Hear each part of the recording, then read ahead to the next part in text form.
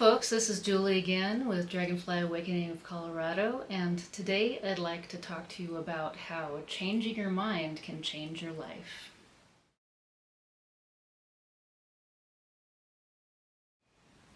What kind of thoughts do you have about yourself, about people in your life, about life in general?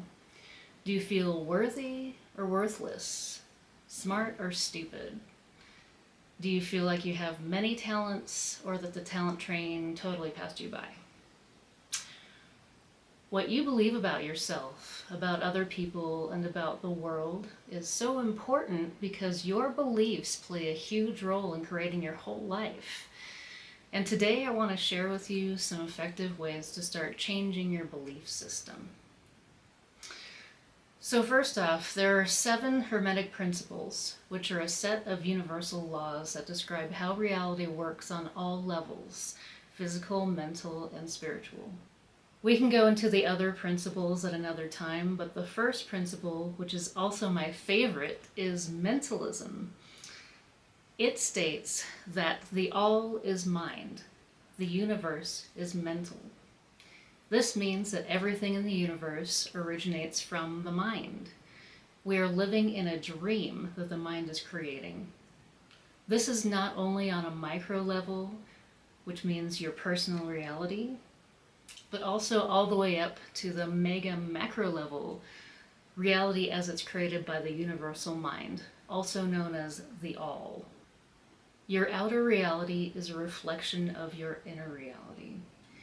If inside you believe that you have no value, you're probably going to be broke on the outside. If you believe yourself to be unlovable on the inside, you're going to have a real hard time scoring a healthy, loving relationship on the outside.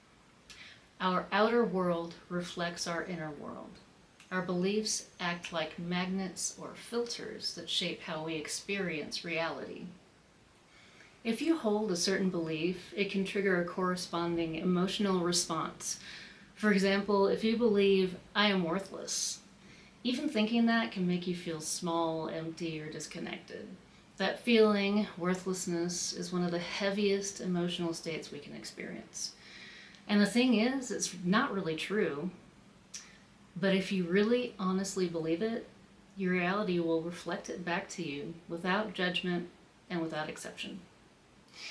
The universe doesn't respond to the words you say as much as it responds to the energy you carry. Do you feel valuable? Do you feel lovable? Do you feel prosperous? Those feelings are rooted in beliefs. And when you learn to truly believe those empowering things about yourself, your life will begin to transform in incredible ways. But how do you change a belief? Negative thought patterns can seem hard to break, especially if you've believed them for a long time. But the truth is, they're only hard to break if you believe they are. That leads me to our first lesson and a great example to use. How do you train your mind to believe something it doesn't believe? So number 1 is affirmations. Affirmations are a very good start. Beliefs are derived from patterns. Most of the time, a belief is just a thought you've continued to think over and over again until it became ingrained in your mind. You may not even be fully aware that it's happening. Your mind is like a computer that you can program through repetition. For example, if you want to make all of this easier, you can start by saying to yourself every chance you get, beliefs are easy to change. Beliefs are easy to change. If a negative thought or emotion arises, tell yourself, it's okay that I'm having this thought right now. I don't need to believe it. I know it's not really true. Beliefs are easy to change, and I choose to believe, fill in the blank, whatever the preferable belief is. Okay, and just as a disclaimer, if you're working through deep trauma or mental health challenges, this process might need more support, and that's okay. Finding a good mental health professional to help you work through the more challenging things is invaluable. These tools that I'm teaching you here are a great starting point for reprogramming everyday limiting beliefs. Now, once you have your belief, your preferred belief, repeat the new belief to yourself over and over until you can really feel the feeling of it. I am valuable. I am prosperous. Want to feel valuable? What does it feel like to be a valuable person? What does it feel like to be prosperous? That's what you want to get to. That old sarcastic remark, yeah, keep telling yourself that. Exactly. Keep telling yourself the preferred belief until you become the person you're telling yourself that you are. The subconscious mind learns through repetition, not logic. Identity is shaped by what you repeatedly affirm. Over time, new beliefs become your emotional default, and your reality shifts to reflect that. Number 2, you can use bridge thoughts as affirmations. Sometimes it can be hard to just go straight from I'm not lovable to I am lovable. It just might feel too far from your current truth. In this case, a bridge thought can help you close the gap. Choose a thought somewhere in the middle, like I'm open to the possibility that I'm lovable, or I'm learning to believe that I have value. Once you feel pretty solid on that belief, you can move into the goal belief of I am lovable or I am valuable. Number 3, you can use tools, physical tools for this. When I'm working on a new belief, I'll pick the most appropriate affirmation for that belief and use a mala to repeat the affirmation. A mala is like a beaded necklace with its roots in Hinduism and Buddhism and is generally used for mantra repetition. Malas normally have 108 beads plus 1 guru bead. So this is a mala. This is actually one that I made. This is a mala, 108 beads plus a guru bead. Okay. So, for example, one time years ago, everything in my life seemed to be so hard, so I decided to use the affirmation, everything is easy for me, and repeated it 108 times using my mala. I did this daily. After a while, I really believed it, and everything really was easy. And side note, programming ease into your life is extremely helpful. So if we were going to use a mala, and we're going to use the affirmation, everything is easy for me. We just start at the first small bead there and just go like this. Everything is easy for me. Go to the next bead. Everything is easy for me. Go to the next bead. Everything is easy for me. Next bead. Everything is easy for me.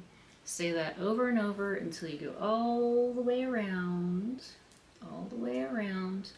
and you get down to this guru bead. Say it one more time. Everything is easy for me. And then you sit and you just feel the ease coming into your life. Just feel it for a moment. And this may take some time, especially if the belief is way off from where you are. But keep doing it, keep at it, and over time it will change things for you. Okay, by the way, I do have these available if you want one. I'll link my shop below. Now, another tool you can use is a pendulum.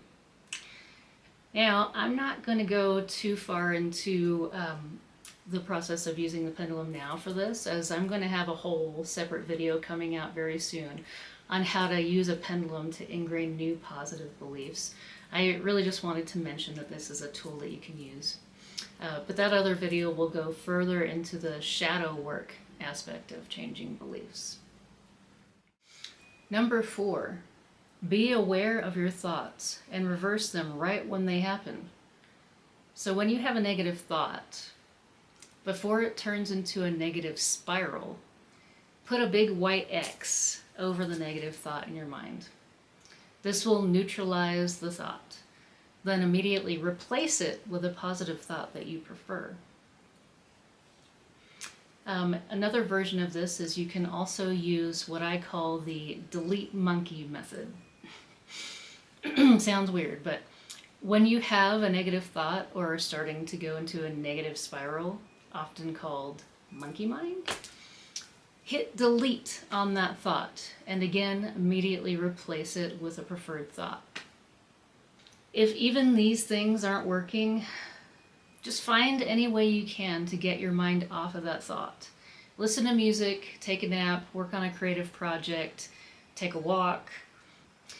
I often find that the most effective way to get my mind out of a negative spiral is to work on a creative project or just do something productive that engages my mind. Number 5, give your negative thoughts a name.